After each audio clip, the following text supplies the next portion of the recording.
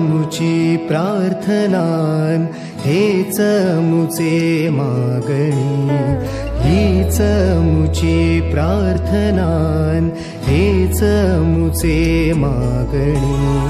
माणसाने माणसाशी माणसा सम वागणे,